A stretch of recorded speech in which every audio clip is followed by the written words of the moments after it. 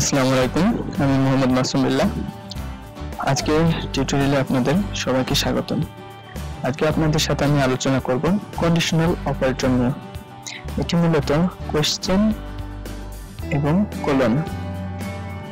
এর সিনট্যাক্সটা হচ্ছে কন্ডিশন, তারপরে কোয়েশ্চেন, তারপরে এক্সপ্রেশন 1 কোলন, তারপরে এক্সপ্রেশন 2।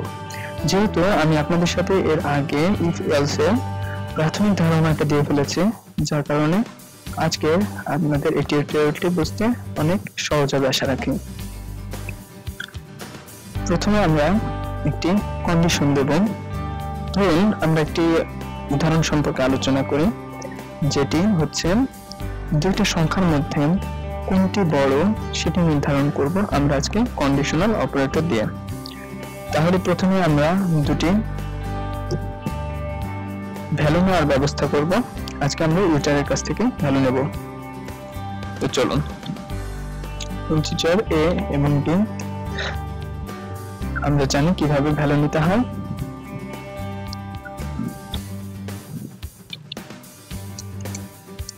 স্ক্যানফ দিয়ে পার্সেন্ট দিয়ে অ্যাড্রেস অফ a, ঠিক একইভাবে অ্যাড্রেস অফ b। তাহলে আমরা দুটো পেয়ে যাব। এখন আমরা চলে যাব কন্ডিশনাল অপারেটর। তাহলে আমরা কি বলেছি, দুটির মধ্যে যেটি বড় হবে, তাহলে আমাদের কন্ডিশনটা হবে যদি a b থেকে বড় হয় তাহলে প্রিন্টএফ করবে কোনটা, a। আর যদি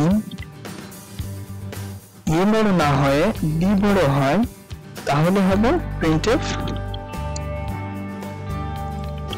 b। চলুন আমরা একটু আলোচনা করি। প্রথমে কন্ডিশন, তারপরে কোশ্চেন সাইন, তারপরে দিচ্ছে কি প্রিন্টএফ। এখানে এর ভ্যালুটা প্রিন্ট হবে যদি a বড় হয়, অর্থাৎ এই কন্ডিশনটা যদি ট্রু হয় তাহলে এক্সিকিউট করবে কম্পাইলার এই পার্টটুকু, অর্থাৎ এক্সপ্রেশন 1 এটি এক্সিকিউট করবে। ঠিক ইফ এলস এর ক্ষেত্রে আমরা এর আগে শিখেছিলাম ইফ এর মধ্যে আমরা যেই রিলেশনটা দিব সেটা যদি সত্য হয় তাহলে ইফের বডির মধ্যে যেই এক্সপ্রেশনটা আমরা দেব সেটা এক্সিকিউট হবে, আর যদি না হয় এলস এর মধ্যে যেটা দেব সেটি হবে। এক্ষেত্রে হয়েছে যদি এই কন্ডিশনটা সত্য হয় সেক্ষেত্রে এক্সপ্রেশন 1 এক্সিকিউট হবে, আর যদি এই কন্ডিশনটা মিথ্যা হয় তাহলে সেক্ষেত্রে এক্সপ্রেশন 2 এক্সিকিউট হবে। তো চলুন আমরা দেখি রান করে। আপনারা এখন দেখতে পাচ্ছেন দুইটা ভ্যালু নেওয়ার জন্য অপেক্ষা করছে, দিলাম 2 এবং 3। তাহলে আসছে কোনটা, বড় ভ্যালুটা, অর্থাৎ 3 আসছে। এক্ষেত্রে 3 হচ্ছে b এর ভ্যালু।